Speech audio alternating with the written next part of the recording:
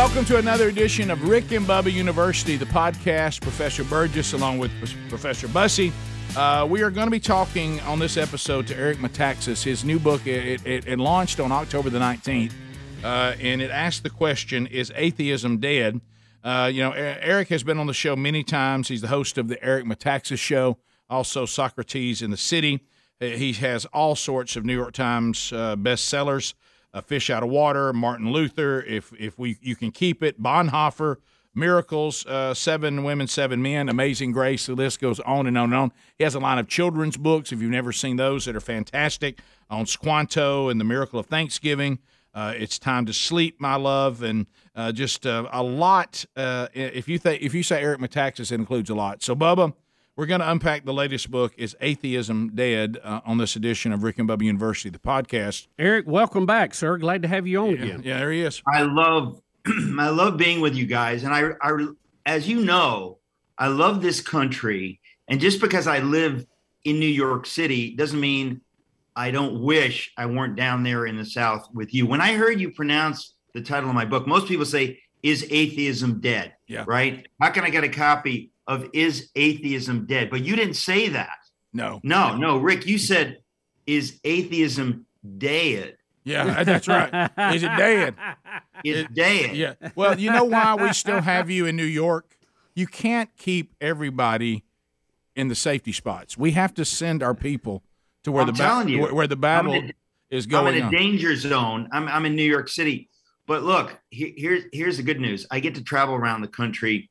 I am right now in Kansas City, Kansas, because I'm in a hotel room here. This is not New York City. But I love to get around. But I especially love it when I'm hanging out with people who say things like, "Is atheism dead?" That's right. Dead. Is it dead?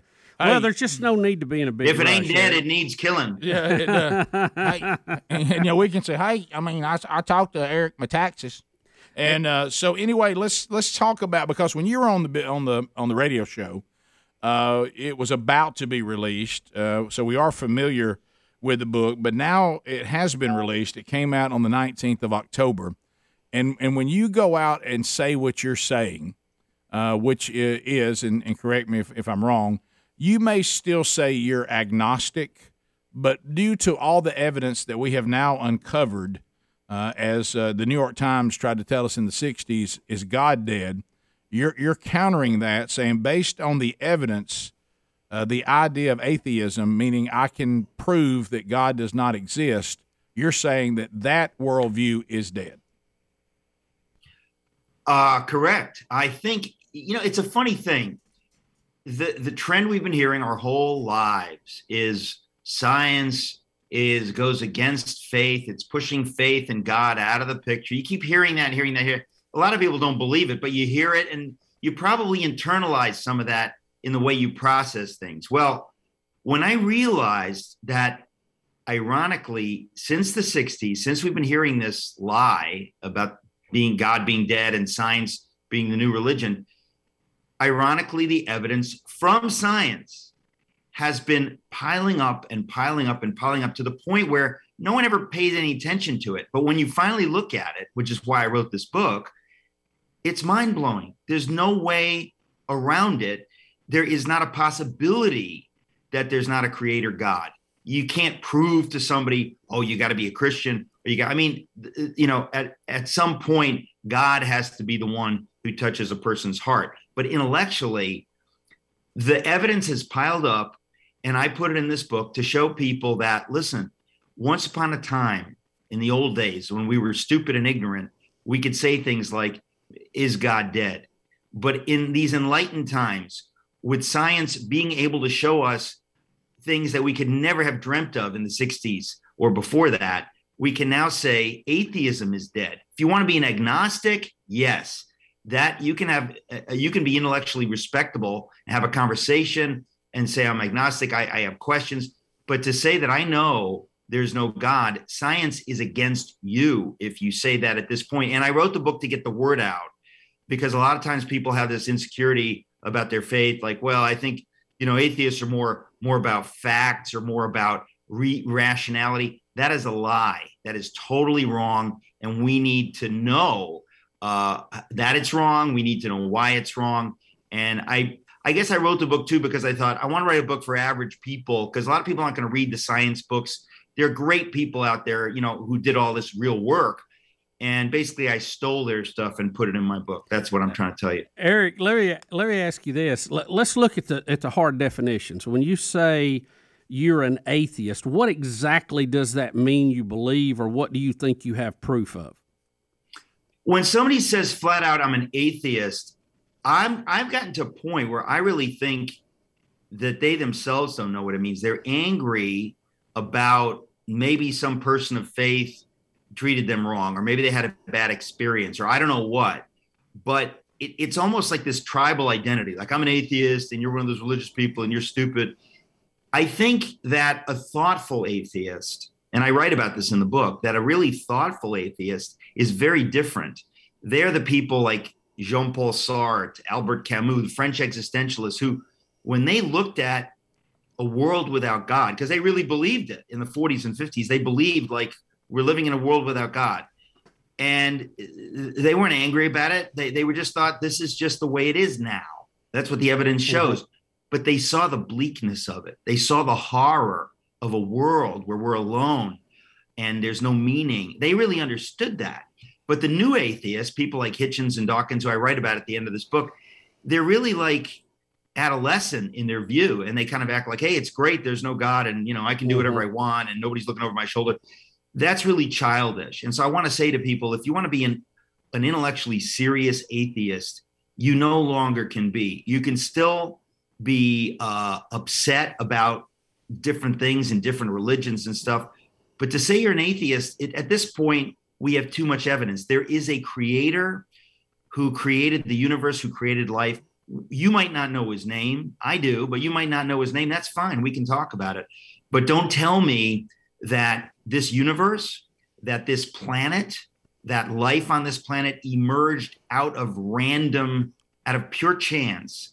That is no longer intellectually possible. So a person who asserts that is an atheist. And I don't believe a serious person wants to say he's an atheist. I think if you want to say I'm an agnostic and I'll never go to church, you could say that. But to say you're an atheist, I think it's sort of silly. Yeah, I mean, you can say, I don't want to be part of the program, and we all believe God gives us free will to do that.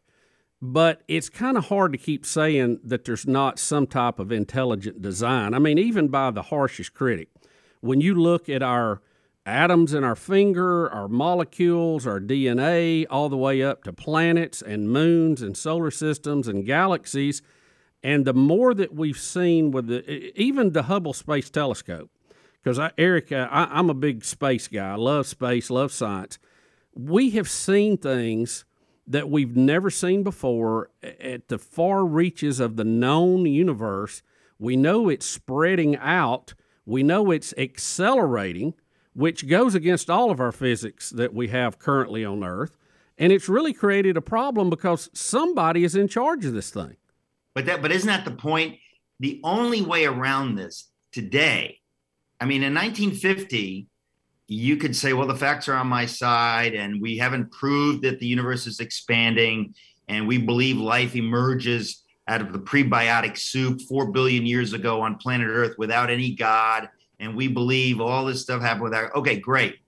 Fast forward today, the facts are so arrayed against you in believing that if you insist that there is no intelligent designer, I mean, I know it's the God of the Bible, but you don't have to believe that. You just have to deal with the science and say, it's obvious this was designed. If you don't want to do that, what you're going to do is you're going to do one of two things. You're just going to ignore the evidence. You're going to be like the people who refused to look through Galileo's telescope. They said, we don't want to know. Galileo says, come on, like, don't take my word for it. Just you see for yourself. Look, here's the evidence. They refused to look at the evidence. There are always going to be people like that. They don't want to know. There's something inside them that says, I can't live with that. I don't want to know. So they refuse to read my book. They refuse to listen to somebody talking about the evidence. They just look away. Or, and this is really even crazier, they make fun of people who believe in the God of the Bible. They will create a theory that you want to talk about no evidence, you want to talk about crazy. They'll say, for example, yes, I agree with you. This universe is obviously perfectly calibrated on a level that is so breathtaking, it's almost unbelievable. Every aspect of this universe, of this planet, once you study it scientifically, which we can do today, you see the level of perfection. But what they say is, oh, it looks like design. It's not design. Here's what it is. There are zillions of universes, and we just happen to be luckily living in the one that's perfectly calibrated by total chance. Right. Now, that takes an infinity of faith more than it does to believe in what's actually true. But there are people that are so hostile to the idea of God or faith on any level that they will turn themselves inside out to either just avoid seeing what's in front of them or to come up with something as crazy as a multiverse theory. And I think it's time we lovingly called them out and said, listen, nobody can force you to believe what I believe, but facts are facts. You can't have your own science. You can't have your own math. There's certain things that it's too late. Okay. In 1950, 1960, you could say this stuff and a lot of people would say, well, who's to say? Well, now we have the evidence. It is piled up over the decades. I mean, the fine-tuned universe, that's like the big one. Christopher Hitchens was asked, what's the number one argument on the side, the God people? You debate them all the time. In a rare moment of candor, because he was usually vicious and nasty, he said, oh, it's the fine-tuned argument. And he made it really clear that's the one we atheists take seriously. Now, I'm here to say that the more evidence piles up, the more it is impossible for anybody. And again, it's kind of funny. People are telling me science is pushing faith out. And now I'm telling you, no, God's flipped the script. The more science we know, the more it is pointing to God. And the only way around it is for people to avoid this information, which is why I wrote the book, Is Atheism Dead or Is Atheism Dead? I can't tell you how much it blessed me to hear you say that. Atheism Dead, and it sure is dead.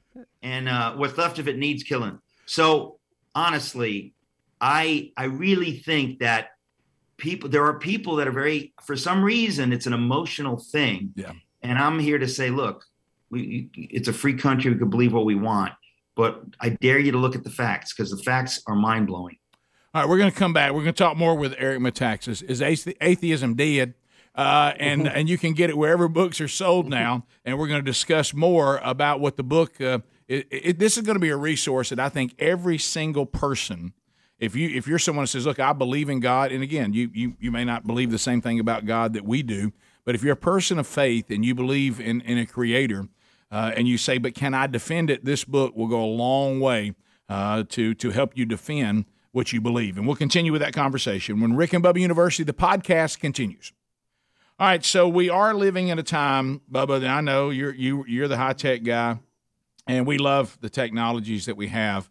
But you always know this. Every time there's something good, there's always people that try to manipulate it into something bad. Oh, yeah. And when we use, the internet and we get all the information and we do all the streaming, well, guess what? There's people watching what we're doing, and then they want our information, and then they go and they sell our information to people who then want to hassle us.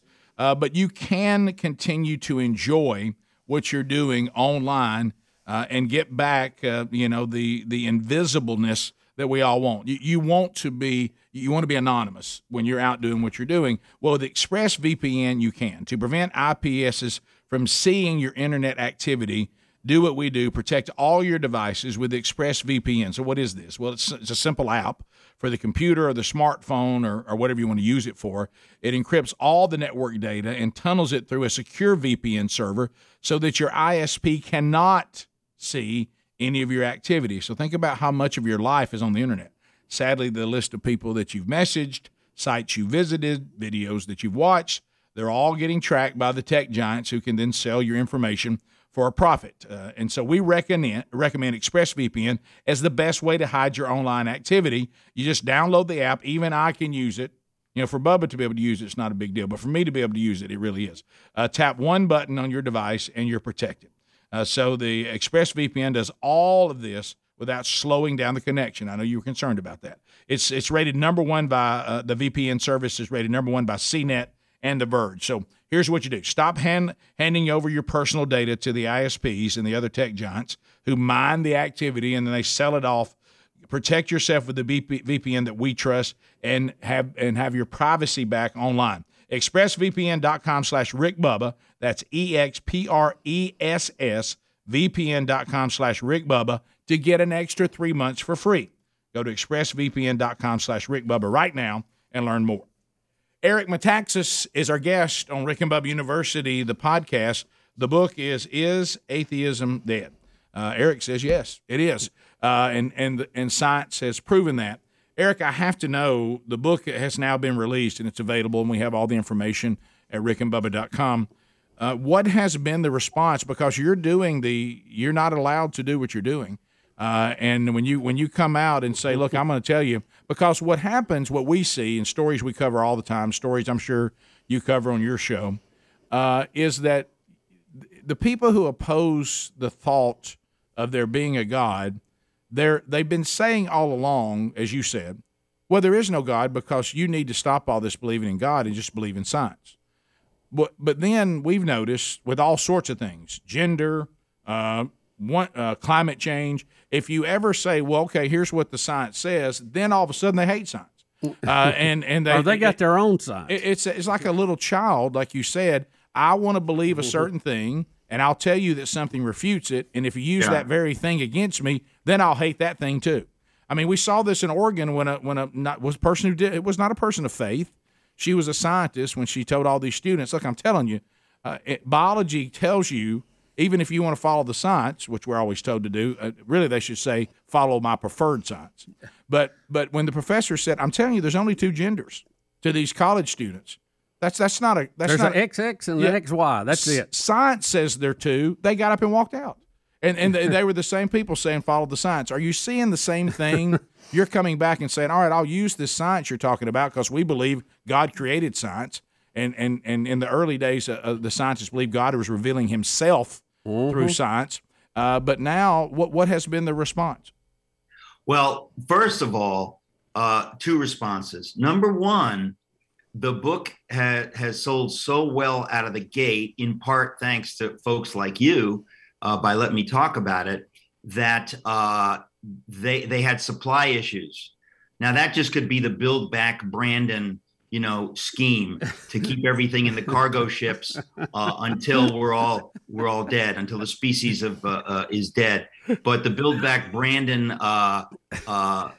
situation with the supply chain, that's a good problem because it means the book is selling so much. And again, I just don't think there's anything like this book, which is why I got so excited to write it. So the response has been great, but you still have people, and this is where sometimes, and especially Christians, you got to fight. You got to fight for what is right and what is true.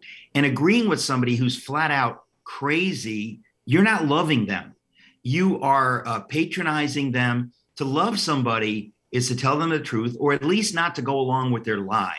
So you will notice that critical race theory, all the madness, the transgender madness, it comes out of what we'll call cultural Marxism.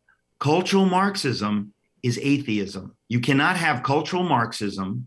You cannot have big state Marxism, socialism, communism, without a belief that there is no God. And I'll tell you who God is. I am God. I'm the state, and I'm going to tell you what to think. I'm going to tell you what truth is. There is no truth, only power. That's the voice of the devil. And that is what atheist, communist countries around the world have pushed. Their greatest fear is truth. Alexander Solzhenitsyn said, one word of truth outweighs the world. There's something powerful about truth.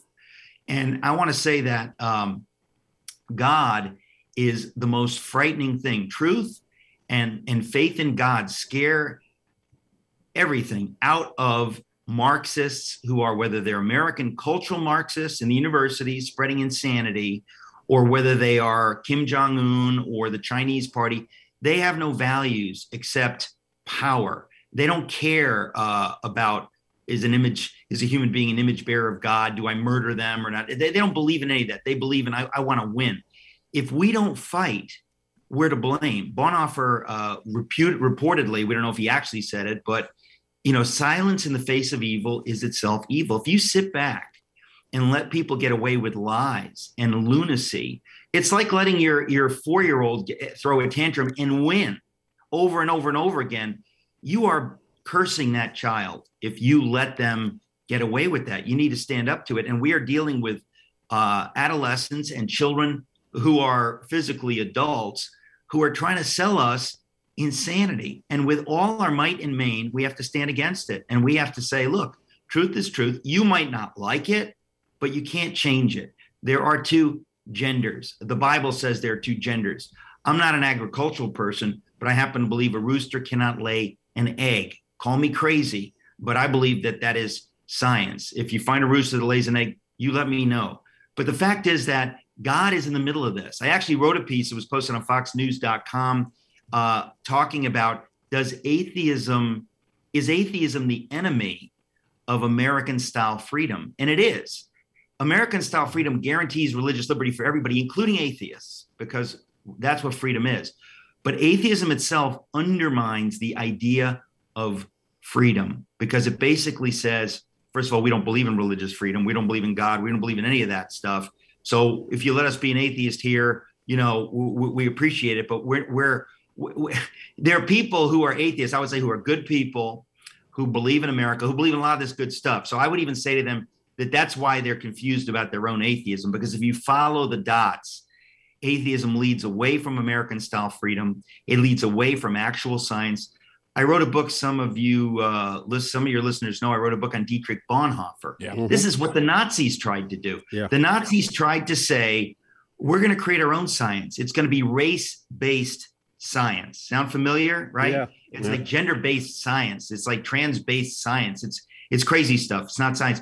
But they were basically insisting that there's German science and there's Jewish science, and we don't want Jewish science. Well, if you believe in truth, you don't believe that there's this kind of science and that kind of, there's truth, and then there's lies. And so we really have to fight on every level, politically, in the faith sphere. But I believe by writing this book, I'm making the case that rationality is pro-faith.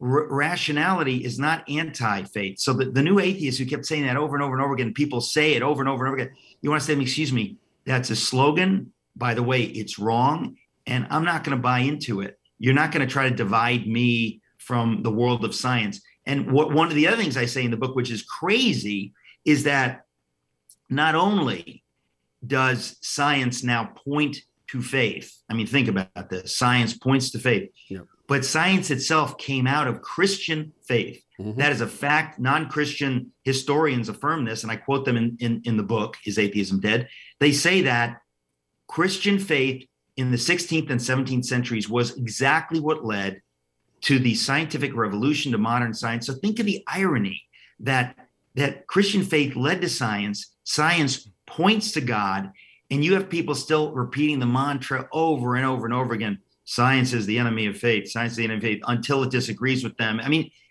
it's just comedy. We need to stand firm. We need to fight. The truth is on our side. And if somebody shows me I'm wrong and I'm really wrong, I'll say, okay, I don't want to be wrong. I don't want to believe a lie. I will repent and I'll get in line. And I think it's time for people to understand that there is only one truth. And that truth is God. And the truth of science and every kind of truth points to God. We'll come back. We'll continue our conversation with Eric Metaxas. The book is Atheism Dead? It's available everywhere. And we'll continue our conversation when Rick and Bubba University, the podcast, continues. Choice, Bubba. You hear that all the time. Now, a lot of us feel like we have to tolerate some of the beliefs, like Eric is talking about, with some of the big companies that they really don't represent what we believe in. You're like, well, I don't have anywhere to go. Yep. What are you going to do? Well, I have good news. Patriot Mobile. America's only Christian conservative wireless provider. They offer broad nationwide coverage.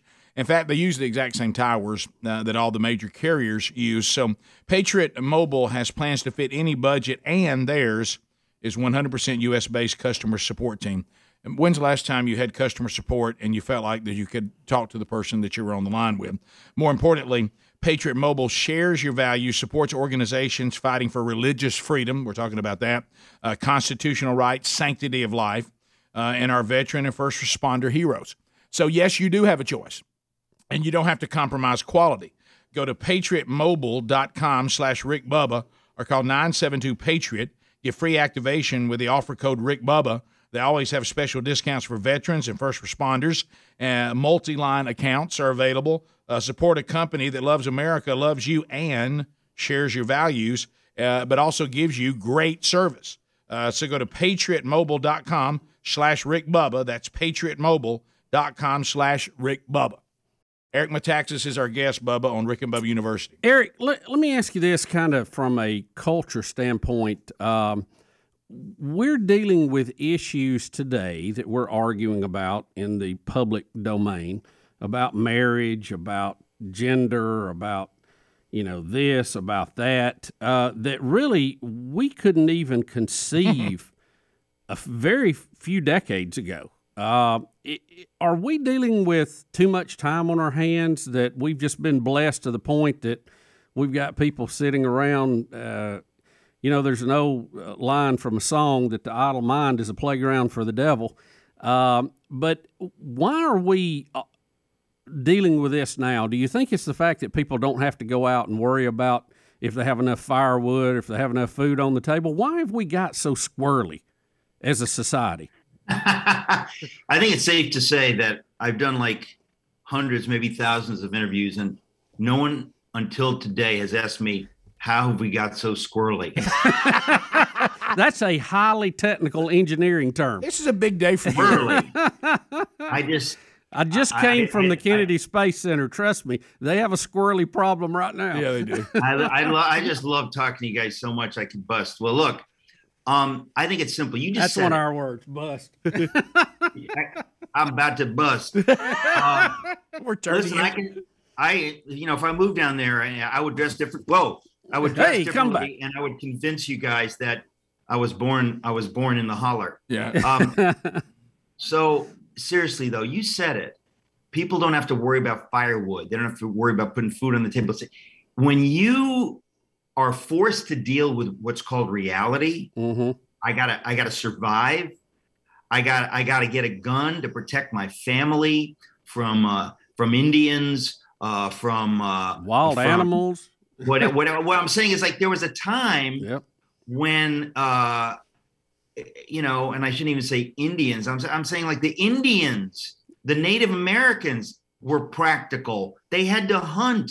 When you are focused on reality, you do not have time for idiotic theories. But when you are an academic and when your tenure depends on agreeing with all the other academics who are squirrely, can I use that term on the show? Yes, you're living in an alternative reality. So the bottom line is, Americans who have a job, who want to keep a job, who want to get a job, Americans trying to raise their kids. When you are dealing with that kind of thing, you're living in what's called reality.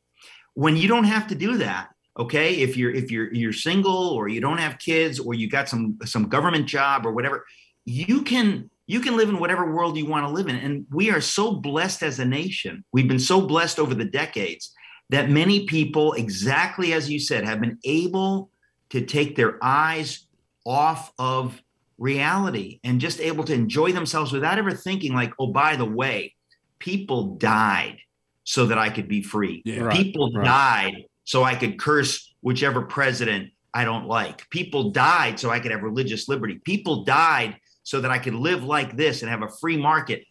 We have over the decades, and I think it goes hand in hand with the secularization, taking God out of the culture, pushing God out of the culture, believing a lie, that it all goes hand in hand. Look, God is the God of reality. He created reality.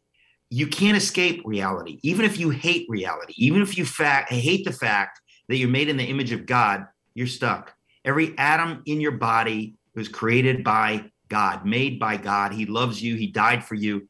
You might not like it, but the point is reality, and reality points to the God of the Bible. Now, I said it before, you can ignore reality, and sometimes people are so blessed by life that they can think whatever they want to think, that they have either they're getting a government check or they're getting a check from the university, and they're being paid not to deal with reality. They're being paid to put out woke theories. They don't have to deal with it. Well, most Americans have to deal with reality, have to deal with what are they putting in my kid's head? I'm paying taxes, and they're teaching my kids stuff that my parents and my grandparents, we all learned something that's the opposite of that. And I'm supposed to elect somebody who's going to continue that? I don't think so. We are waking up. Americans are now, by the grace of God, finally waking up to what's been going on, and we're getting busy. We have been sitting on our hands, and I think that the church needs to wake up. Yeah. Every patriot in America needs to wake up and says, we need to fight this war. This is a war against our kids, against reality, against God.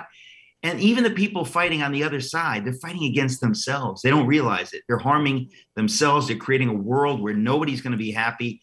And I do believe it comes out of the atheist world view. And that's why when I say, is atheism dead, we need to look at the root of all this. Where do these ideas come from? Why is it that Marxist countries that have been unbelievably evil and cruel to human beings, why are they all atheistic? Because the idea of God pushes against that. It doesn't mean religious people can't be bad. It doesn't mean religious people can't be hypocrites. It doesn't mean that some religions can't be flat out crazy, whatever. We're not talking about that. But I am just here to say that these ideas are connected. And unless we start living like the truth is true and stop acting like, well, I apologize for my faith or my skin color.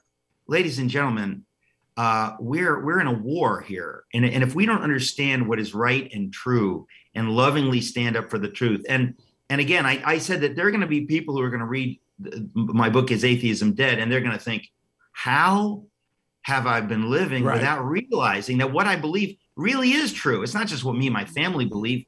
It's true. And why am I apologizing for it? And by the way, when I want to tell my neighbors about it, it's because I care about my neighbors, not because I'm trying to impose my philosophy on them. So yeah, there's a lot here. Well, and I think that's why this book is so important, because I think that those who oppose belief in God, the true atheists, as you mentioned, we interviewed Hitchens, we interviewed Dawkins. We never did interview Singer or any of those, but we did interview, Dawkins and Hitchens, and that was that time when all of a sudden the atheists became evangelical. They were not dissatisfied with being atheists. You too should be an atheist if you don't want to seem like an idiot. and so I think a lot of times with that propaganda, people were led to believe, they were led to believe that they couldn't defend God.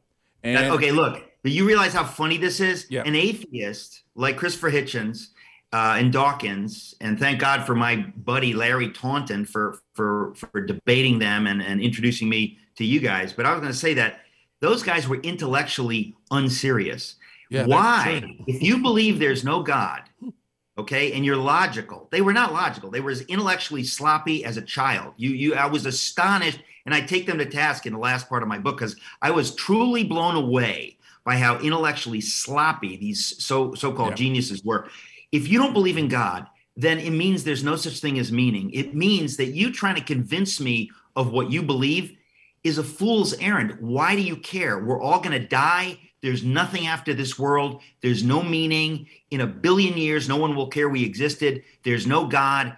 If you believe that, why are you arguing with people, trying to convince them that why do you care? Right. It is demonstrably ridiculous, but it actually proves something. And this is what, they won't want to hear this. It proves that on some level they know you're wrong, because you wouldn't argue. You wouldn't act like there's meaning and truth if you're a real atheist. So they were playing us. They sold a lot of books, and I'm here to call them out. It's just ridiculous. You can have all the criticisms you want of the Bible and Christians. Good for you. That's a conversation. But what they said was just nuts, and it led to a lot of people being confused. And I said, it's about time we said, no, that's not acceptable. You're totally wrong. Science is against you, and let's talk about it. Yeah, the line I heard, that it might have been Josh McDowell that said it the first time, I can't remember. He said, yes, it's true that all of us in our beliefs in God, we do believe by faith, but then he said this, and this is what you're trying to show, which I think is important. Yes, we believe by faith, but our faith is based on an incredible body of evidence. It's not just haphazard. I mean, when I get on the plane, I get on there out of faith. But you know what I'm also knowing? Yeah, these things do crash from time to time, but not very often. It's not like I just walked out and there was something on wings on it, and I said, I think I'll climb into one of those. Really, yeah, I'm going by faith, but it wasn't like it's uninformed faith. And what you're trying to show everybody is, yes, you have a faith, but you can defend your faith because that faith was based on an incredible body of scientific evidence that at one time was never questioned. Listen, they are playing us. Do you understand? When I get in a car to drive someplace, okay, somebody says, whoa, how can you get in that car? Do you even know what a carburetor really is, what it does? Could you rebuild a carburetor? And I mean, the point is, we all in life have a million unanswered questions, but we know what we know. Right. I get in the car, I turn the key, and I get to work, and I get paid. I'm not going to stand there paralyzed because I'm not sure what a differential is or what kind of a transmission is in it. But they try to game us by saying, "But if you have any questions, you're an atheist." It's just the opposite. I know enough to know that atheism is preposterous. Now, you want to talk about questions I have about faith? I probably got more questions than your average atheist. But I'll tell you right now, I'm going to be honest about those questions, and I'm not going to pretend that, you know what it's just like? It's like when somebody says, if you ever had a flicker of same-sex attraction, it proves that you're gay. 98% of your life, it could have been attraction to women, but that 2%, it proves you're gay. Like, why does it only work in one direction? If you're logical, you could say, look, a lot of us have a lot of questions, a lot of stuff, but we need to live in the world of reality. In the world of reality, I got questions about the car, but I'm getting in it. I'm going to my job. I'm not going to stand here and lose my job because I have questions about the details of how the car works. It's the same thing with faith and the God of the Bible. We need to get real. And again, that's why I wrote the book. We'll be back. We'll wrap it up with Eric Metaxas when Rick and Bubba University, the podcast, continues.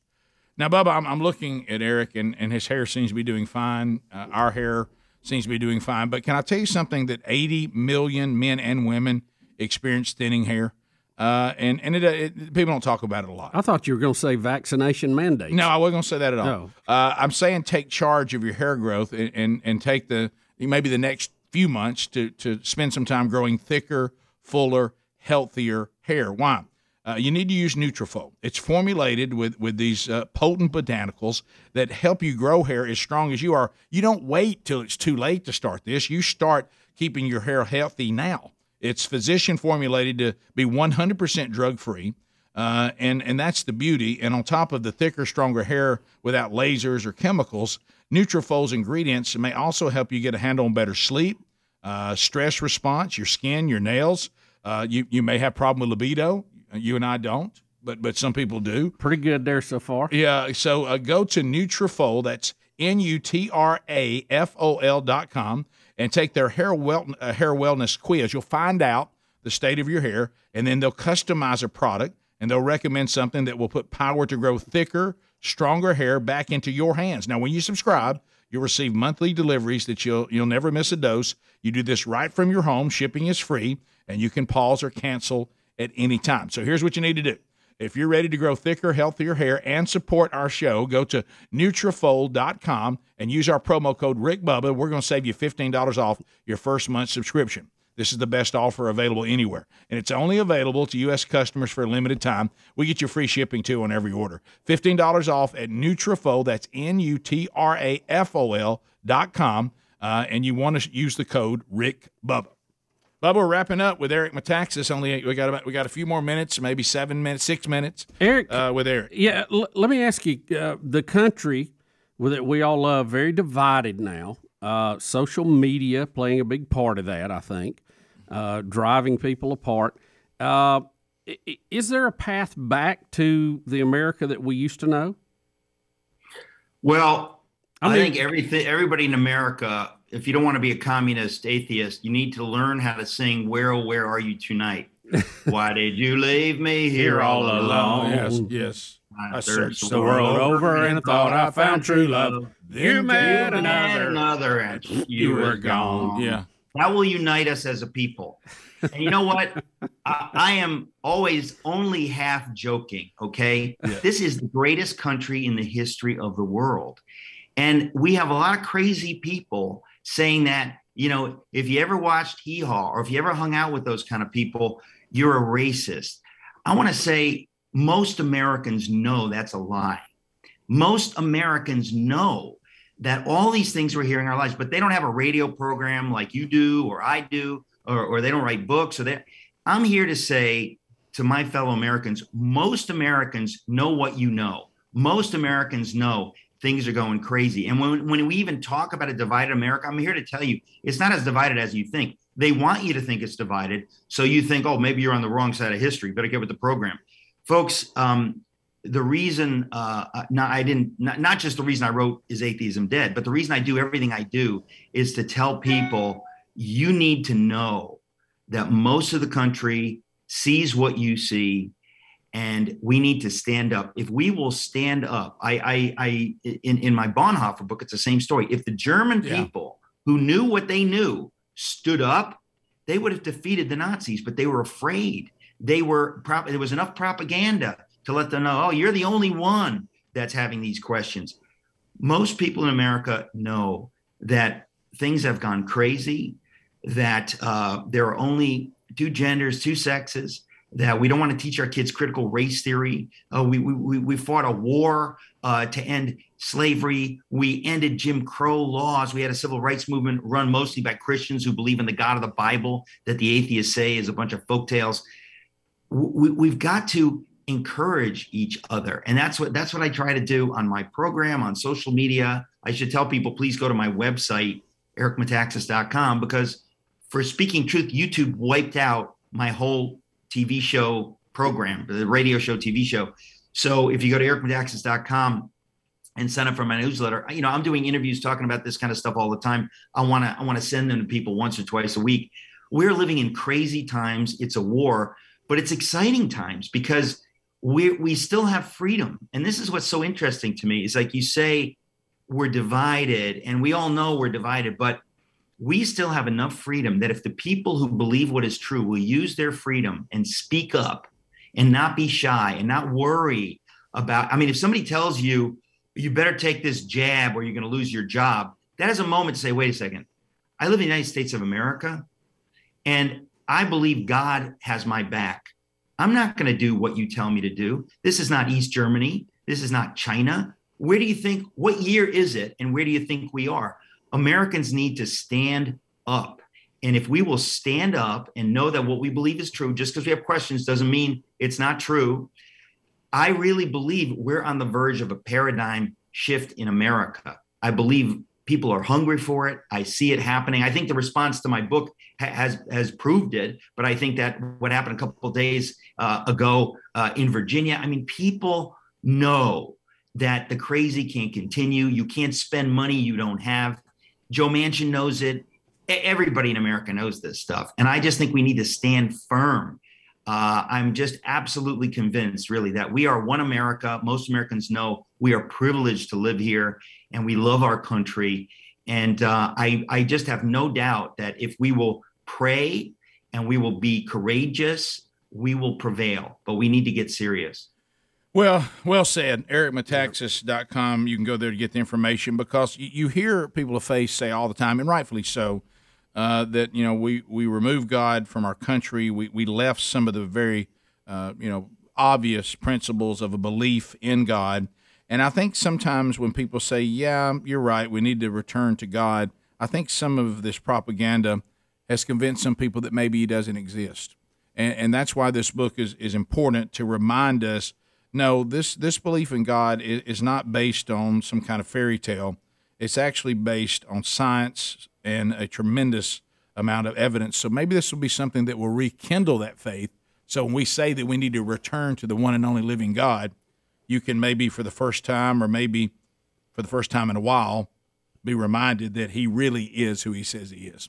And so the book is called... he's so amazing. Yeah. He's so amazing that you'll be in awe. And then you'll realize, yeah. Oh, and by the way, the one who created this universe loves me, knows my name, yeah. wants to have a relationship with me. That's like, yeah. It is life-changing. It's meant to be life-changing. And listen, if this weren't true, we wouldn't be talking about it. This is very, very important. I'm just so grateful for you guys for understanding this and having an audience that understands this. Eric, thank you. Yeah, EricMetaxas.com. The book is Atheism Dead, available wherever books are sold. And this would be something that you should add to your arsenal. What you believe, you really, really can defend. And if you don't believe it, then why don't you check into it and see if maybe there's evidence there that might change your mind. Is Atheism Dead by Eric Metaxas. Eric, thanks for being with us. Thank you always, Eric. Enjoy it. I love you guys. Thank you. And thanks to all of you for being with us on this edition of Rick and Bubba University, the podcast.